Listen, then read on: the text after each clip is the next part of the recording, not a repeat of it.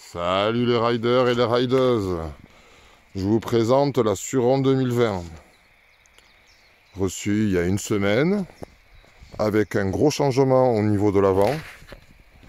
Le changement est une fourche Fox Factory 40, comme vous pouvez constater ici. De très bonne facture, de très bonne qualité.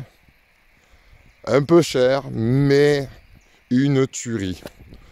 Au niveau des réglages, il y en a pas mal quand même, je pense. Au niveau d'ici, nous avons quelques réglages.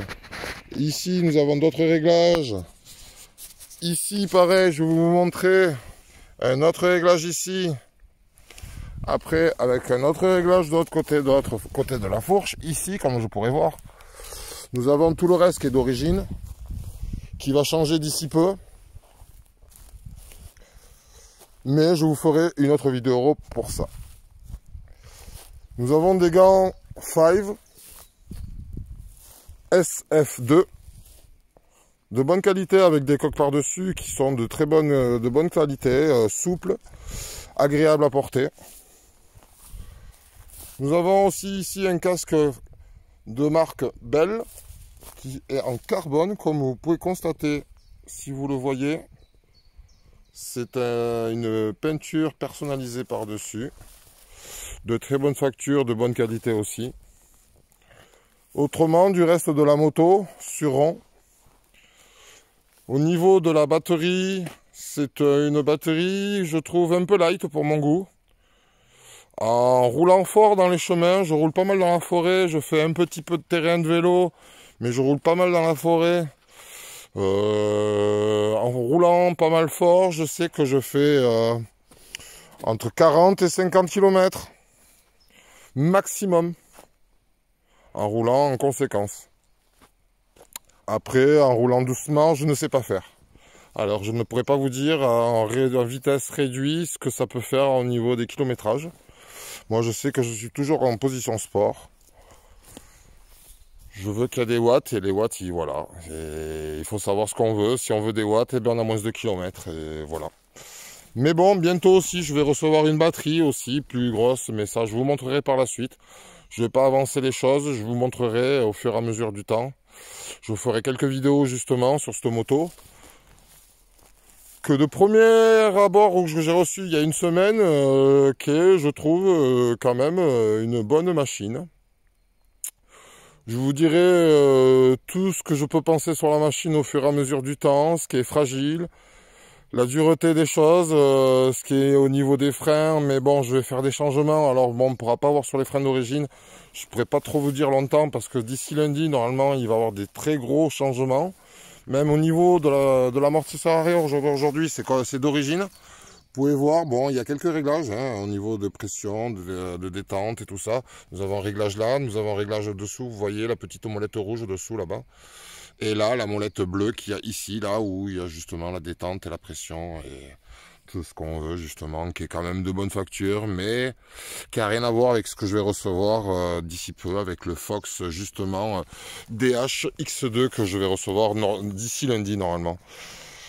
Après, à partir de là, je vais faire un changement aussi au niveau des cale-pieds, qui est de bonne qualité je trouve aussi, mais pour moi qui ne va pas car je trouve au niveau des picots qui ne sont pas assez pointus, qui accrochent pas assez fortement au niveau de la prise, au niveau de la botte. Je trouve que c'est un peu glissant. Personnellement, je vais les changer, je vais les mettre de plus meilleure facture encore aussi, et avec des meilleurs picots. Après, à partir de là, il y aura les freins aussi qui changeront d'ici peu. Lundi, normalement, je vais recevoir beaucoup de pièces lundi. Là, ce sont les freins d'origine. J'ai enlevé le système de frein de récupérateur au jour d'aujourd'hui. Je ne trouve pas qu'il y a... Moi, j'en ai pas l'utilité. Par rapport aux sessions que je fais, ça me sert pas. Je l'ai enlevé. Et en plus, avec les nouveaux freins, je n'aurai pas ce système-là. Alors, du coup, je l'ai enlevé de suite à l'achat.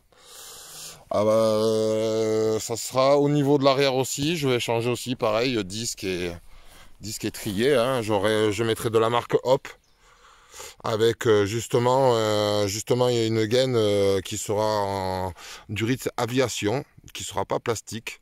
J'ai pris plus costaud au cas où, parce que je roule, comme je vous disais, dans la forêt, et avec les branches, j'ai plus de possibilités d'accrocher et d'arracher le câble. Alors j'ai décidé de plus mettre une durite aviation. Après, à partir de là, j'ai changé aussi le sabot. Excusez-moi, j'ai oublié, c'est vrai, ce sabot rallongé. Comme vous pouvez voir, bon, désolé, c'est un peu sale, j'ai tourné un peu avant dans la forêt. Qui vient et qui viendra jusqu'à derrière. Jusqu'à tout derrière, vous pouvez voir. Où il y a justement toute cette plaque dessous que j'ai changé pour faire une meilleure protection, pareil. Au niveau des branches et tout ça que je pourrais attraper. À partir de là, je crois qu'on a fait un peu le tour de la machine.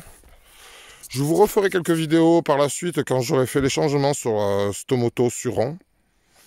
Je pense faire une machine qui soit quand même une machine de guerre d'ici peu.